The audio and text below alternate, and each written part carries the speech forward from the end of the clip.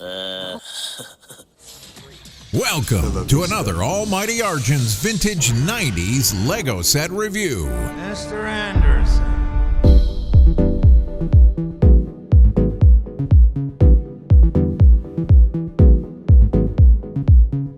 This is set number 6398 and it's called Central Precinct Headquarters. It came out in 1993 for a retail price of $73 and it had a piece count of 615 parts.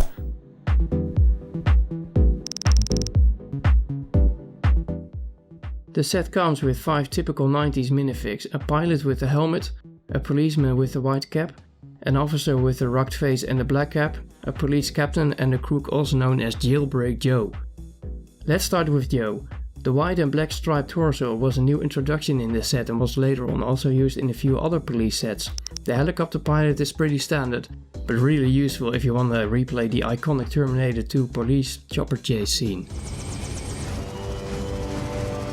Another part that was introduced in this set together with some other sets in 1993 is the torso of the helicopter pilot and the police officer with the white cap. It has been used in too many sets to mention in this video.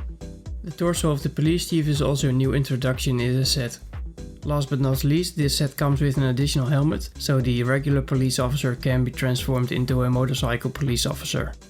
Say, that's a nice bike. This set contains 2 cars, a motorcycle and a helicopter.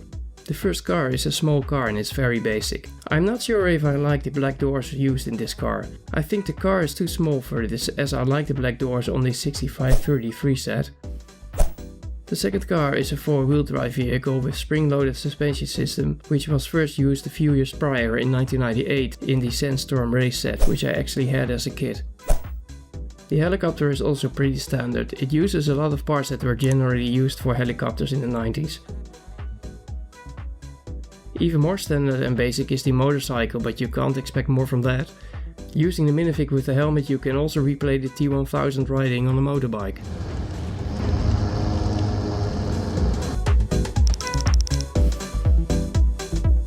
What immediately draws attention is the height of the building as it has 4 levels. When this set came out, this was the highest police building so far. Heck, even after this set there were only a limited amount of sets that were also 4 levels high. The building is a typical 90s structure with a lot of 4x5 windows and 1x1 and 1x2 5-high bricks. The designers really used the base plate nicely to create an access to a courtyard. An imaginary courtyard I must say, as it's not part of the set.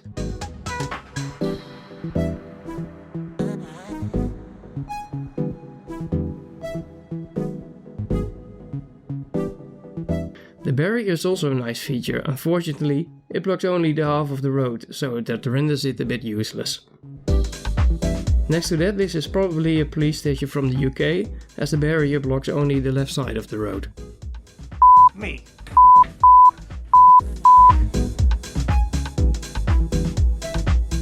I do like the bridge to the left part of the station, though the left part is a bit meager. The space on the ground floor has only a door and that's it. The level above seems to have a workstation with a microphone, which makes sense given the loudspeakers on the roof and the antennas on the side of the building. The ground floor of the main structure consists of a room with a few tools like a hammer, a metal detector, a walkie-talkie and an additional helmet for a motor driver. Next to the room there's a prison cell with a fence at the back that can be opened. The prison cell only contains a bed. No Netflix for you, buddy. The second floor has a canteen above the prison cell, which has some furniture and a coffee maker. On the same floor is a room that looks like a detective's office. It's nicely equipped with some stickered parts. Both rooms on this floor have a door that gives access to the walking bridge.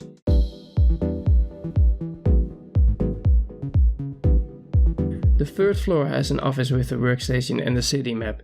There's no floor above the canteen, which makes it pretty high and spacious. The fourth floor has a small room with a bed. The roof of the main building has several communication equipment like a big antenna, a radar and a satellite dish. I wonder what the radar is for on top of a police station. Please let me know. The instructions are, well, like they should be. 31 pages to build the whole thing. No highlighted parts or summary of the parts that you need to use in the current step. It's just building and sometimes forgetting a part. That pretty much sums up the building experience of the 90s Lego and earlier. As you might have noticed, the corner of the instructions has a little triangle with 575 points on it. This was a discount system that ran for a few years from 1992 until 94. I remember having a few sets of my own back then with those points on it, but I never knew what their purpose was. I haven't been able to find a lot of information about it, just a flyer with a sheet where you could enter your details and send it together with the collected points by mail to Lego. Yes, by mail, this was pre-internet. Okay, boomer. In return you got the selected perk, but this flyer only shows small sets with relatively small perks.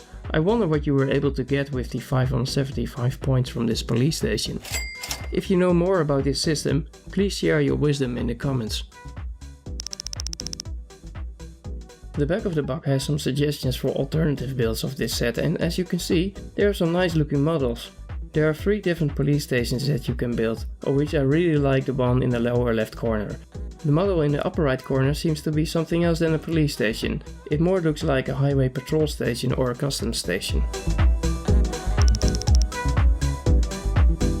I think this was overall a great set. Its size and height without the use of a raised base plate is just incredible.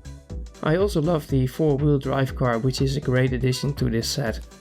It has a great play value and it came with a lot of new minifig parts. It lacks a few details, but we can't expect much detail in a set from that era. Having said that, I think a video surveillance system and some lighting on the structure would have benefited the complete look of this set.